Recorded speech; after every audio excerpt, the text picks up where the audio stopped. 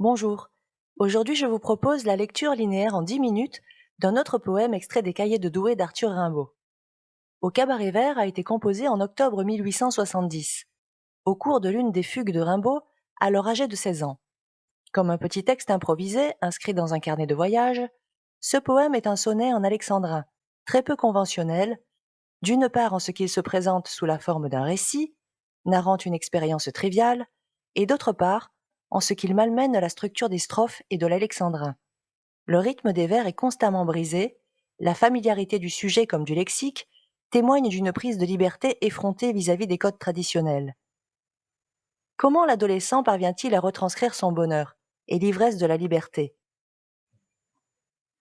La progression du texte est la suivante. Les vers 1 à 7 évoquent l'arrivée du voyageur au cabaret vert, son soulagement et son émerveillement. Des vers 8 à 14, l'apparition de la jeune serveuse vient couronner ce tableau lumineux, en éveillant les sens du jeune poète, sensible à tous les plaisirs de la vie. Procédons à la lecture du texte. Au cabaret vert, 5 heures du soir. Depuis 8 jours, j'avais déchiré mes bottines aux cailloux des chemins.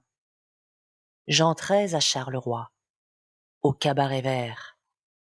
Je demandais des tartines de beurre et du jambon qui fut à moitié froid. Bien heureux, j'allongeais les jambes sous la table verte. Je contemplais les sujets très naïfs de la tapisserie. Et ce fut adorable. Quand la fille aux tétons énormes, aux yeux vifs, celle-là ce n'est pas un baiser qui l'ait peur, rieuse, m'apporta des tartines de beurre, du jambon tiède dans un plat colorié, du jambon rose et blanc parfumé d'une gousse d'ail, et m'emplit la chope immense avec sa mousse que dorait un rayon de soleil arriéré. Octobre 70. Arthur Rimbaud, Cahiers de Douai, 1871. Ce poème se présente comme un court récit autobiographique.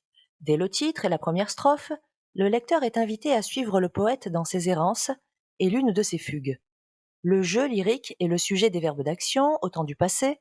Le cadre spatio-temporel est très clair. Rimbaud se trouve en un lieu très précis, au cabaret vert à Charleroi, un jour d'octobre 70 à 5 heures du soir.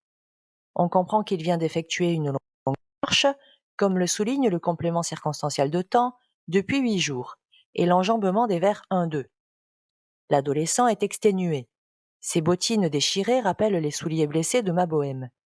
Mais il est arrivé, enfin, à la porte d'une auberge, dont on découvre l'enseigne, au cabaret vert.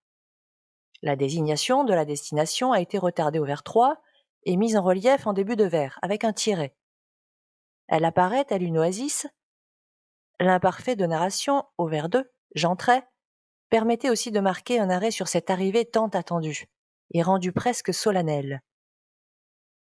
Après les 2 points, vient naturellement ce que l'instinct de survie réclame.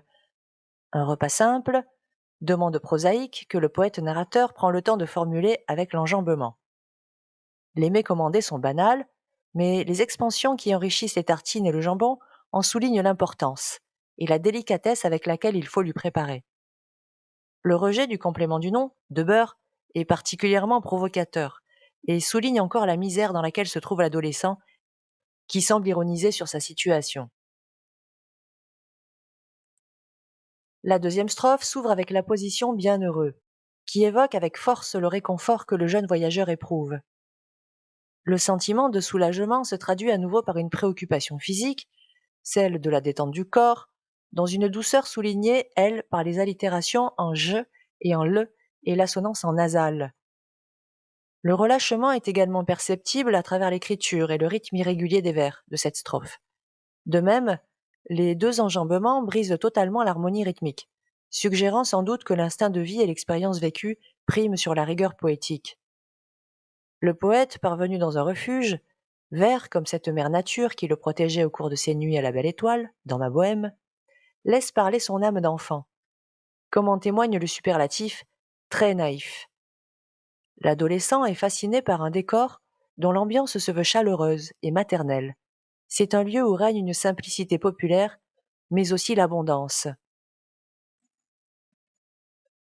Ce fut simplement adorable. Digne d'adoration? Ce moment fut-il magique, sacré, divin, à ses yeux? Son sentiment de réconfort et de satiété fut-il si intense? Ou l'apparition de la charmante serveuse fut-elle inoubliable? Sans doute tout à la fois. Concernant la serveuse, caractérisée par un lexique familier, aux tétons énormes, aux yeux vifs, celle-là, elle incarne autant la mère chaleureuse et nourricière que la jeune femme sensuelle et pétillante, pleine de vie, tout comme l'adolescent, sensible aux désirs et à tous les plaisirs de la vie. Pour lui, tout devient gigantesque. Les tétons sont énormes, la chope plus loin sera immense. Le vers neuf, celle-là ce n'est pas un baiser qui l'ait peur, surgit dans une parenthèse comme une pensée intérieure du poète narrateur. Mis en appétit par sa longue marche et la vue de ce repas salvateur qu'on lui apporte enfin, il se sent stimulé par ce qu'il croit être une sollicitation de la jeune femme, de laquelle il se sent proche.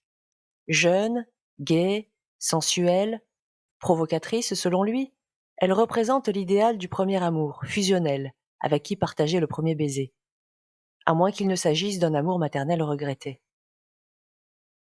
Enfin, la chaleur réconfortante transparaît encore dans l'évocation du jambon, qui, demandé à moitié froid, est servi tiède.